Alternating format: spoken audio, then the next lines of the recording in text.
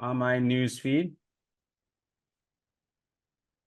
Hey, here we are, live and ready to go for another Wednesday Night Live. Want to welcome you to the Mason Aaron Racing Videos page. If we haven't met before, my name is Mason. I've been traveling as much as I can with the way the weather's been for the start of the year. It's been a little challenging, but you can usually find me at one of the racetracks across North Dakota, Minnesota, and South Dakota. I live in Fargo, North Dakota, so North Dakota is definitely where I call home. And we have a North Dakota guy with us here for our guest. Comes out of Flasher and races the number 87 INEX Legend, Mr. Gus Jensen. How are you doing this evening? Doing pretty good. Good deal. And is the weather pretty good where you're at right now? I know we've experienced like 2 or 3 straight days of like nothing, and it's weird. It's not bad out. I mean, today has been windier than all hell, but I guess we live in North Dakota, so it's nothing new. Yeah, I mean, wind is kind of a given with living in this state. So, I mean, nothing too out of the ordinary, I guess, but it could be worse, right? It definitely could be worse. It's at least it's not a tornado or something like that.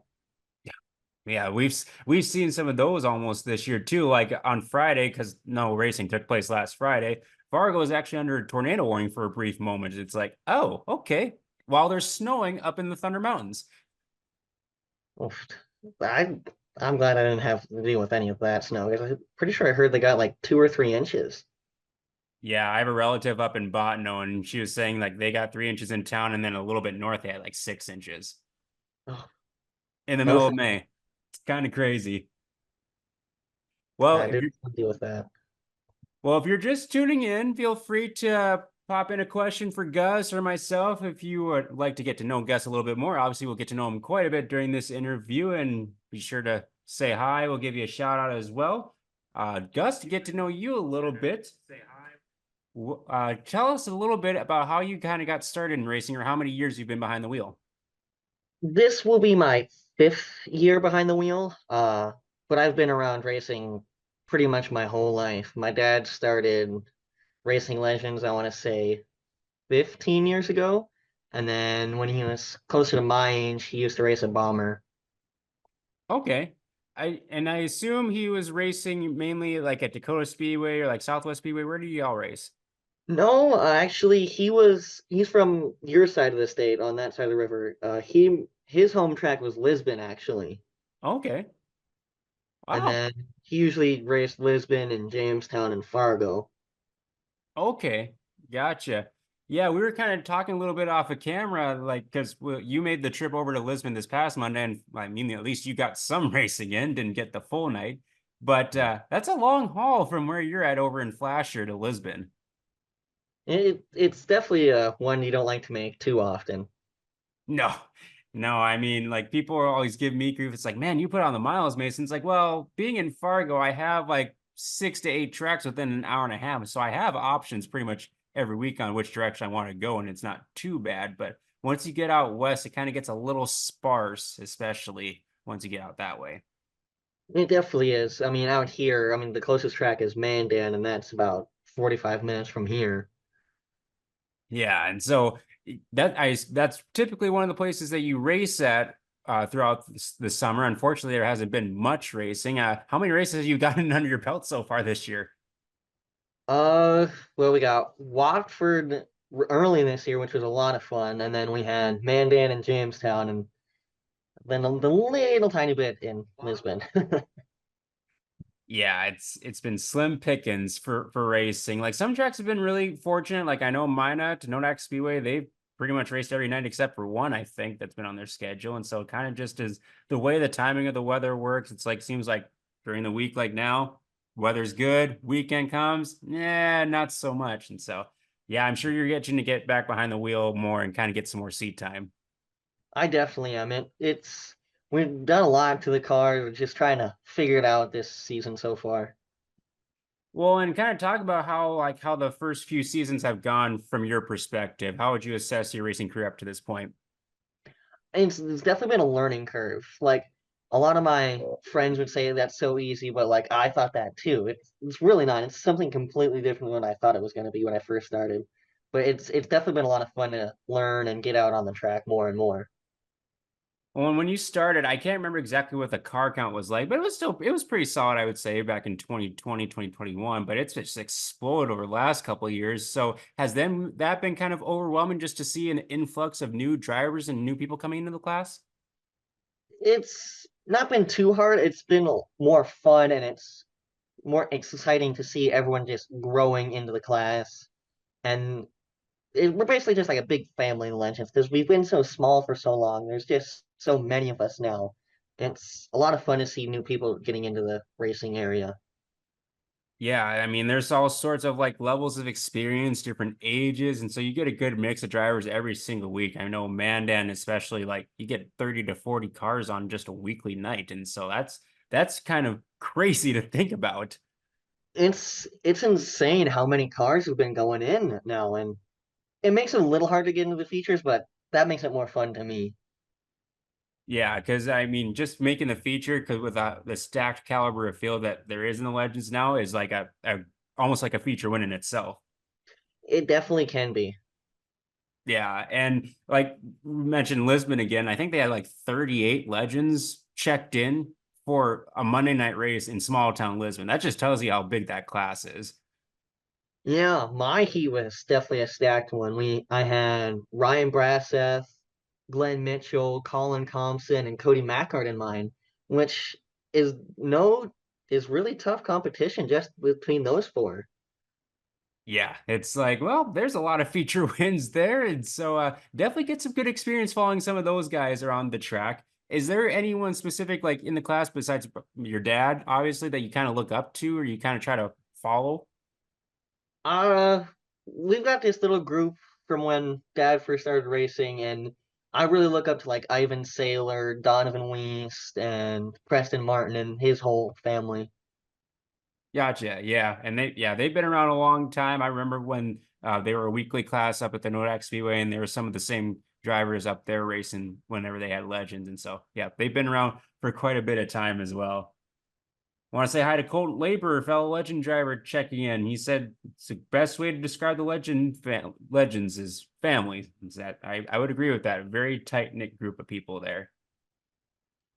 So as far as like your typical race schedule, I know we mentioned man, and where else do you typically race throughout the summer when when it's available, I guess?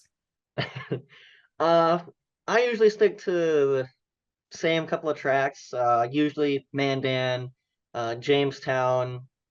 A lot of times we'll go down to Wishick and then or up to Underwood. And then this year I've already tried to go to Lisbon to get a race in. And then eventually, possibly on Friday, I'll go over to Fargo to race. Yep, and there's a lot of great tracks around the state, and of course different sizes. So like Mandan being a 3/8, Jamestown, Wishick being quarter miles. Do you have a preference on like track size that you find most comfortable, that you enjoy the most? I enjoy the smaller ones, like with Jamestown and Wishick, they're super banked. But with Mandan, it's so wide, so you can fit like seven of us on the straightaways. Yeah, it's I always get a chuckle out of Mandan just because like you drop the green flag and everyone just fans out and like you go 4 or 5 wide for like the next 4 to 6 laps until everyone kind of strings out a little bit. And it's just like, well, there's plenty of room, so might as well. Yeah, there's so much room, and like most time in Mandan, you do not feel crowded at all. Well, that's a good thing too, because sometimes from the stands it probably looks a little bit more chaotic, and like being behind the wheel, I'm sure it's just like, no, not too bad. This just feels normal. Yeah, oh yeah, it feels completely fine. Like, but then you compare it to like a place like Lisbon, where it's like a fourth of the size, and it's like, I don't know if I can turn here yet. Yeah, because I assume like Lisbon, like I've been around Lisbon quite a bit, and it looks like it's you hardly have like a straightaway. It seems like you're off the corner, and then you're already into like the corner one, for instance. Yeah, I did not feel like there was much of a straightaway, but there's just a small bit there. Just enough for you to take a little bit of breath before you get going in the next corner. You know, Want to say hi to Michaela Swallow checking in. Hey, Michaela, haven't really seen you a whole lot this year, unfortunately, just with the way the schedules and the way the weather's gone. But hopefully see you down the road here sometime soon. Do you have a favorite track that you have been to or that you even want to race at some point in your racing career? My favorite track that I've been to, I would have to say it's probably Wishick. I mean, it's a small track, but it's also always fast. And then you got the great food that's always there. And then a track that I would love to go and race at is definitely Grand Forks. Okay, yeah. There used to be a couple specials up there with Legends, but then hasn't been in that in a long time. But my brother who used to race, my brother Sam, he said that was his favorite track that he ever raced on, and it was really just a bull ring. Sam. So did he race the number 42 legend? Yes, he did. Okay, I'm like, I thought I remembered that name. I'm like, yeah, I like when you said your brother, I'm like, I didn't have that correlation. So that's cool. Yeah, I mean, Yeah.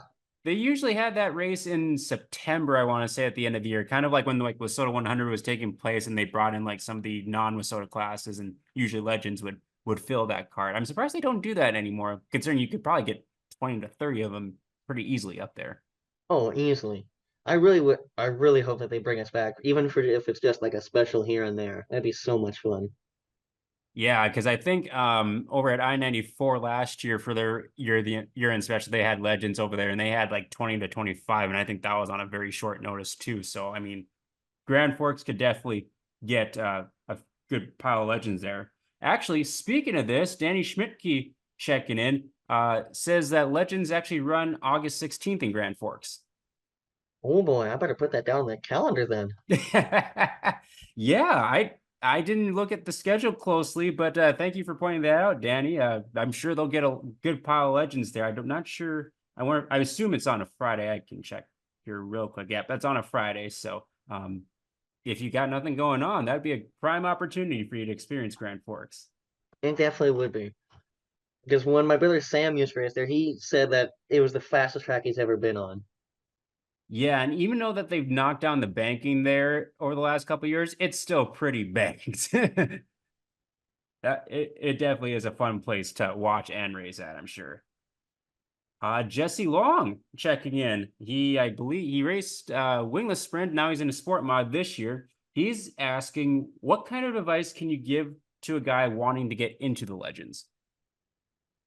My advice, I mean, him already being at the racetrack, but if he wasn't, just go to the racetrack and just hang around in the pits and just talk to everybody. And then around here, there's so many people who are selling cars like I am. So if you want a car, I have one for you. But there's a lot of people. So like you go talk to Ivan Saylor at Racer Performance, and I'm pretty sure he's got two or three new cars and then a few other old ones for sale right now. Okay. Yeah, I know Ivan always usually has like a couple sitting kind of like as kind of as backups, and like there'd be like a new driver or two that would kind of check it out for like a night or two, and then all of a sudden you see them a few weeks later with their own number and own legend cars. So I know Ivan's been pumping those cars out as well. Oh yeah. I mean, with how Ivan is and with him being a dealer, the car that he races weekly is always for sale. Good point. Yeah, I you always hear racers say everything's for sale for the right price, but I know Ivan kind of does it in a different way. Yeah.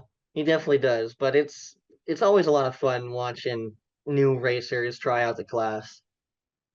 Well, he's Jesse's saying he'll trade you a non-wing sprint car for it.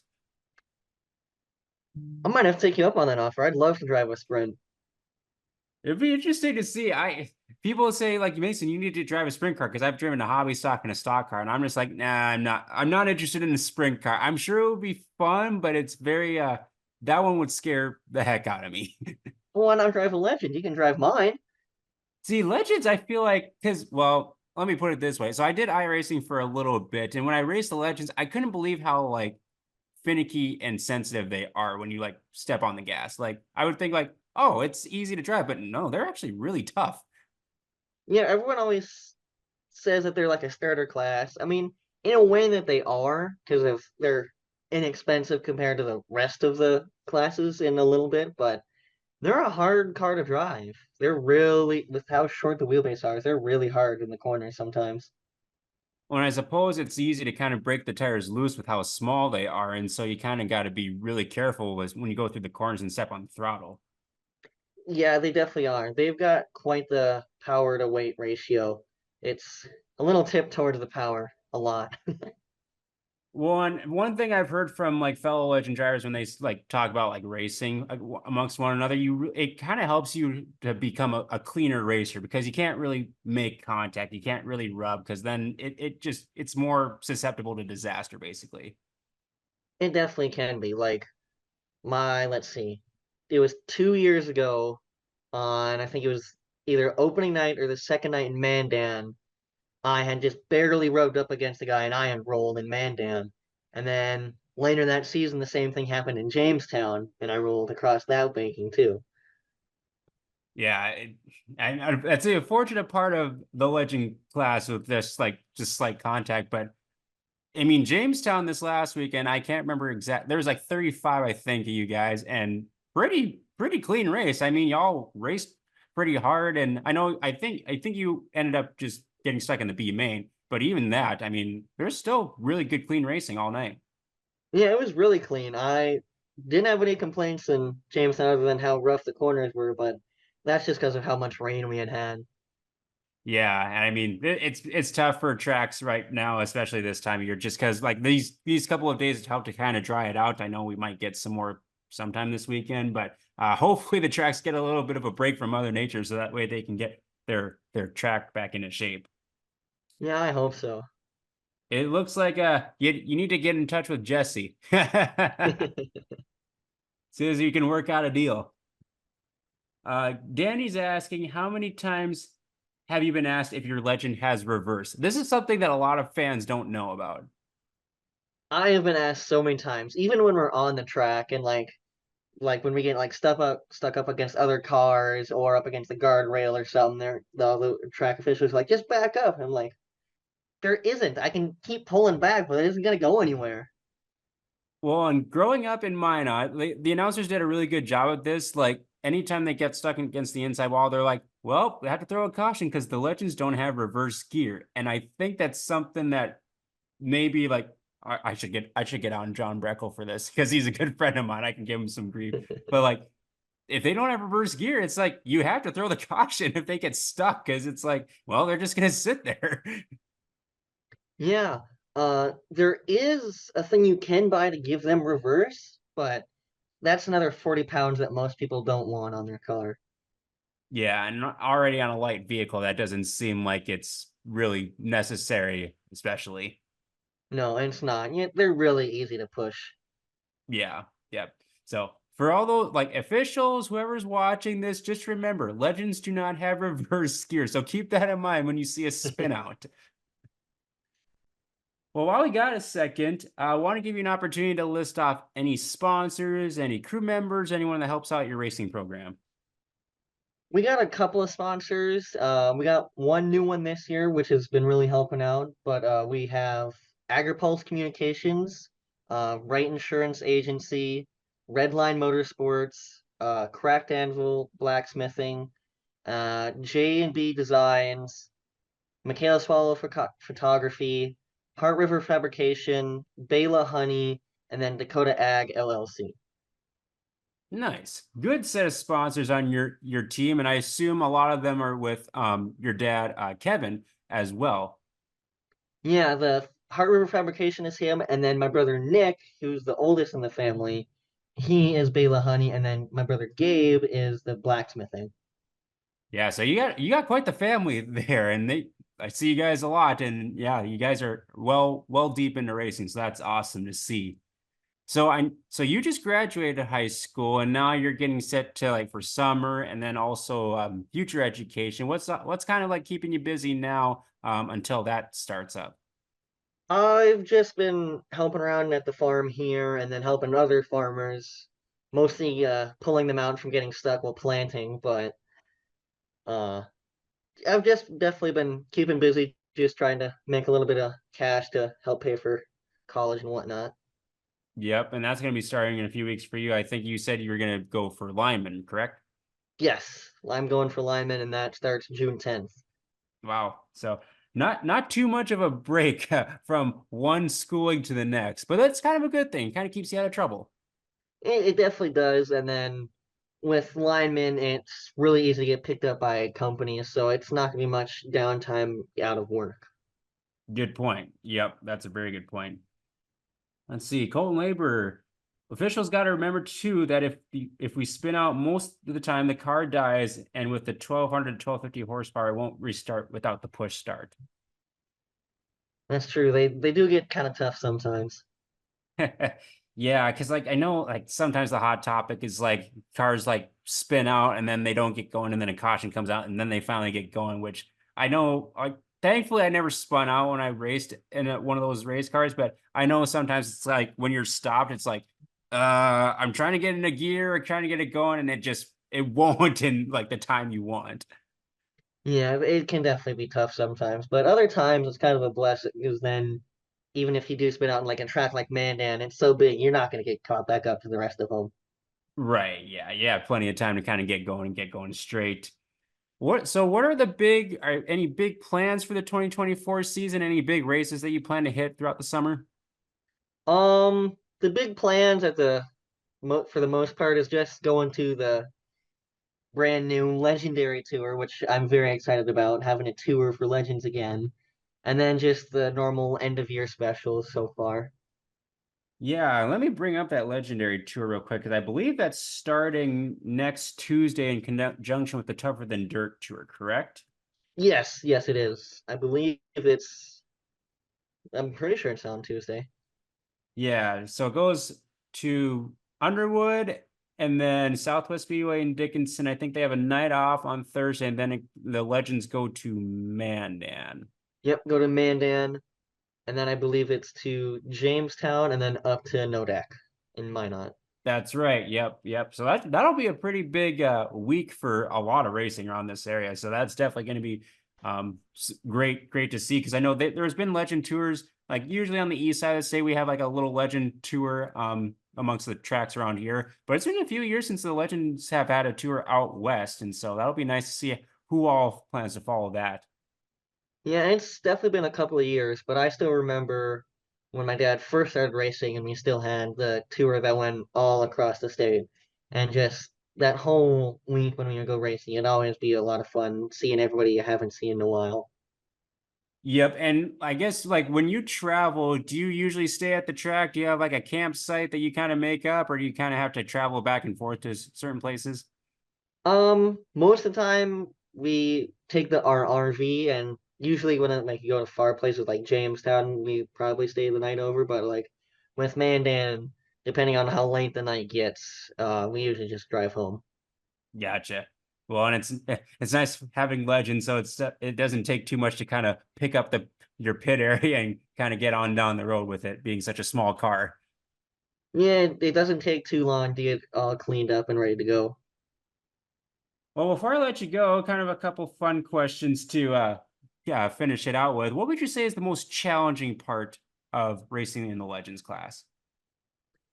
I'd say the most challenging is, oof, that can be a tough question because there's a lot of things that can go wrong, that will go wrong, and then other things that you think will go wrong that won't. But I would say just getting out onto the track and just trying to find the line that works the best for you in the car.